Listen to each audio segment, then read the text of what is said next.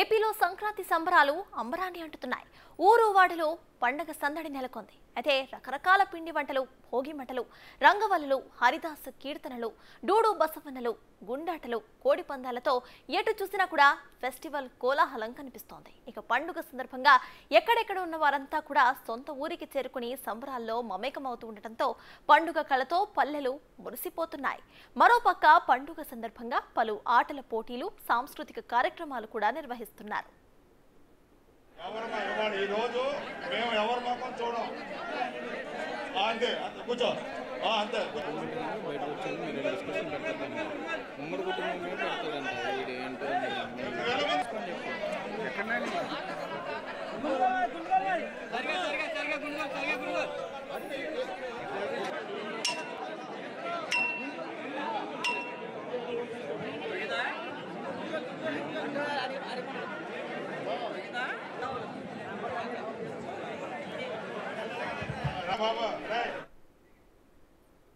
ఏపీలో సంక్రాంతి సంబరాలు అంబరాన్ని అంటున్నాయి. అక్కడి వివరాలను మా ప్రతినిధి సాగర్ లైవ్ లో అందిస్తారు. సాగర్, చెప్పండి, ప్రజెంట్ అక్కడ సంక్రాంతి సంబరాలు ఏ రేంజ్ లో జరుపుకుంటున్నారు, ప్రజలు ఏమంటున్నారు? సర్తాజ్, సంక్రాంతికి పందెం కోడిపుంజు ముందుకు వచ్చింది. భోగి రోజు అంతా కూడా ఉదయం నుండి అర్ధరాత్రి వరకు కోడి పందాలు జరిగాయి. సంక్రాంతి రోజు చూసుకుంటే కనుక ఈరోజు ఉదయం నుండే కూడా తమ అదృష్టాన్ని పరీక్షించేందుకు పందెం రాయలు సిద్ధమయ్యారు. ఇందులో మనం ప్రత్యేకంగా చెప్పుకోవాల్సింది ఏంటంటే ఎల్ఈడి స్క్రీన్లు ఏర్పాటు చేశారు. ఏదైతే మనం ఉన్న బర్రి చుట్టుపక్కల 4 మూలలో కూడా ఎల్ఈడి స్క్రీన్లు ఏర్పాటు చేసి ఆ ఎల్ఈడి స్క్రీన్లో ఏం జరుగుతుంది అక్కడ అనేది చూపించే ప్రయత్నం చేస్తున్నారు, ఎవరికి అడ్డం లేకుండా. మరోపక్క ఇవి చూస్తే కనుక మీరు చూడండి సర్తాజ్, ఐరన్ రాడ్లు ఏ విధంగా కట్టారు ఇక్కడ మనం చూడొచ్చు. ప్రస్తుతం మనం దెందులూరు నియోజకవర్గం గుంటుగోలులో ఉన్నాం. ఇక్కడ చూస్తున్నాం ఈ ఐరన్ రాడ్లు, ఐరన్ మెస్ ఏర్పాటు చేశారు.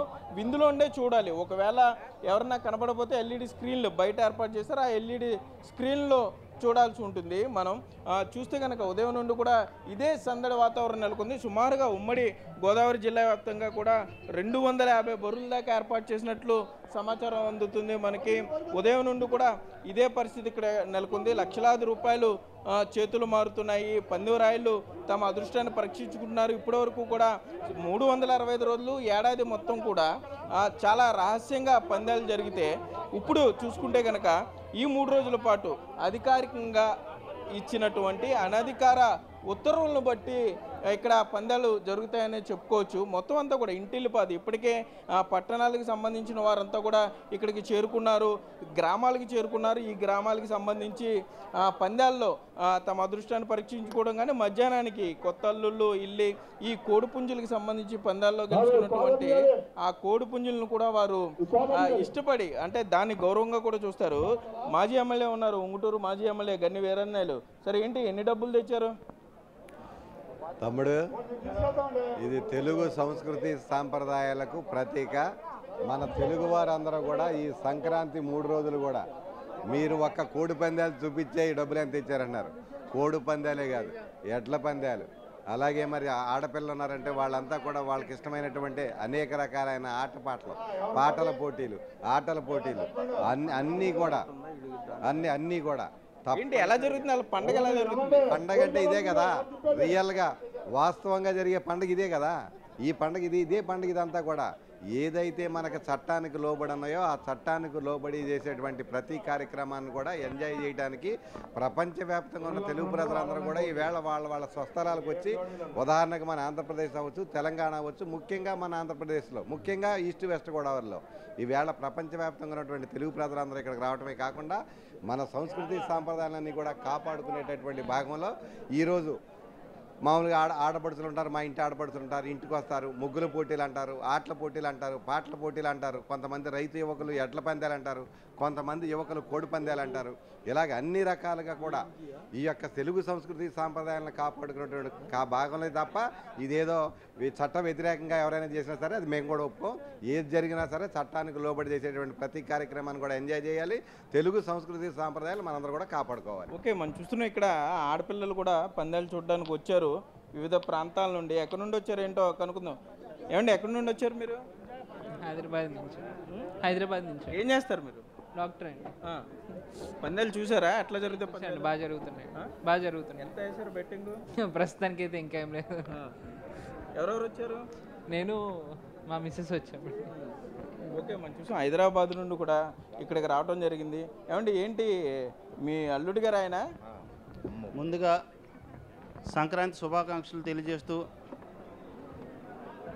మరి ఆంధ్రప్రదేశ్ రాష్ట్రంలో భారీ ఎత్తుగా జరిగే ఈ సంబరాలు మరి గోదావరి జిల్లాలంటే ఎక్కడెక్కడి నుంచో కూడా అందరూ కూడా ఈ పండుగ చేసుకునే నేపథ్యంలో మరి ఇక్కడికి వచ్చి ఈ 3 రోజులు ఎంతో ఆనందంగా ఈ పండుగ ఉత్సవారణం అంతా కూడా స్వీకరిస్తూ మరి హైదరాబాద్ నుంచి కానీ అందరూ కూడా ఇక్కడ వచ్చి ఎవరో కూడా కుల భేదాలు తేడా లేకుండా కూడా ఇక్కడ అందరూ కూడా ఐక్యతగా చిన్ననాటి స్నేహితులందరూ పరిచయం చేసుకుంటూ ఈ 3 రోజులు కూడా సంవత్సరం పొడికిన వాళ్ళు వ్యాపారరీత్యా కానీ ఉద్యోగరీత్యాలు కానీ మరి ఇతర రాష్ట్రాలకి ఇతర దేశాల్లో ఉంటూ ఈ 3 రోజులు ఎంతో మనం స్పందించి ఎన్ని డబ్బులు తెచ్చారు పందెం వేయడానికి? ఎన్ని పందెం కోళ్ళు తెచ్చారు? మీ అల్లుడు వచ్చాడు అన్నారు, ఏంటి మీ అల్లుడు గారికి ఏం పెడుతున్నారు ఇక్కడ? డబ్బులు అనేది కాదు ఇక్కడ కావాల్సింది ఏంటంటే ఎంతో ఐక్యతగా ఈ ప్రేమాప్రేతలు పంచుకోవాలనే ఉద్దేశంతో వస్తారు కేవలం. కాకపోతే ఏంటంటే డబ్బులు అనే ఆశ అలా చూపిస్తారు అంతేగాని ఇటువంటిది ఏమీ లేదు. డబ్బుల ప్రక్రియ అనేది కాదు.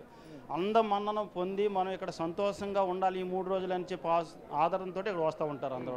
మరి హైదరాబాద్ నుంచి కూడా చాలామంది పెద్ద వాస్తవులు కూడా వచ్చారు. రంగారెడ్డి డిసిసిబి చైర్మన్ గారు కూడా రావడం జరిగింది ఇక్కడికి, రంగారెడ్డి డిస్టిక్. మరి అందరు ఇంత వాతావరణం చూస్తుంటే ఈ ఊరు ఒకటే కాదు, మరి ఇక్కడ 10 సంవత్సరాల నుంచి సిరిబత్తిని త్రిమూర్తి గారు అని చెప్పి ఆయన ఆధ్వర్యంలో కూడా ఇక్కడ తెలంగాణ వాళ్ళంతా కూడా ఇక్కడికి గోదావరి జిల్లాల వైపు పెట్టారనే చెప్పుకోవచ్చు. ఇన్ని టోల్ గేట్లు దాటుకుని ఏంటి ఎక్కడి నుండి వచ్చారు సార్? మాది రంగారెడ్డి జిల్లా. రంగారెడ్డి ఇక్కడ మా మిత్రుడు ఒక జేకేఆర్ అని ఒక ఆయన ఇక్కడ ఫిష్ చెరువులు అట్నే చేపల చెరువులు ఉన్నాయి. సరదాగా రమ్మనంటే మేము సరదాగా చూద్దామని వచ్చినాము. కాబట్టి మంచిగా పచ్చదనం చూడడానికి వచ్చినాం. అరటి తోటలు, వరిచేనులు, కొబ్బరి చెట్లు గిట్ట అంతా ఆహ్లాదంగా ఉండి చూసిపోతే ఒక 4-5 ఏళ్ళు ఆవశ్య పెరుగుతుందనే కోరికతోటి ఇప్పుడు చూస్తూ ఉన్నాము. మంచిగా అనిపిస్తుంది, ఆనందంగా అనిపిస్తుంది, సరదాగా ఉన్నది.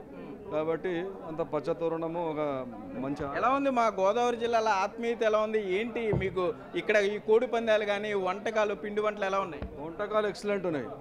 చేపల ఫ్రై కానీ, ఫిష్ ఫ్రై కానీ, అన్ని రొయ్యల ఫ్రై కానీ, ఇంకా వేరే ఇతర వడలు గిట్ట అన్ని వంటకాలు జబర్దస్త్ ఉన్నాయి. కాబట్టి కోడి పందాలు మాకు తెలియదు, తెలంగాణ సాంప్రదాయం ఇక్కడ లేదు. కాబట్టి ఇక్కడ ఆంధ్ర సాంప్రదాయం కోడి పందాలను ఆనందంగా 2 రోజులు గడుపుదామని సంక్రాంతి శుభాకాంక్షలు తెలియజేస్తున్నాను అందరికి కూడా. కాబట్టి మా ఆత్మీయుడు మిత్రుడు పిలిచాడు కాబట్టి ఆయన కోరిక. ఇక్కడ కోడి పందాలు అర్థమైందా? కోడి పందాలు చూస్తున్నారు కదా, ఏ పుంజు ఏంటి రకరకాల పుంజులు ఏమైనా అర్థమవుతుందా మీకు?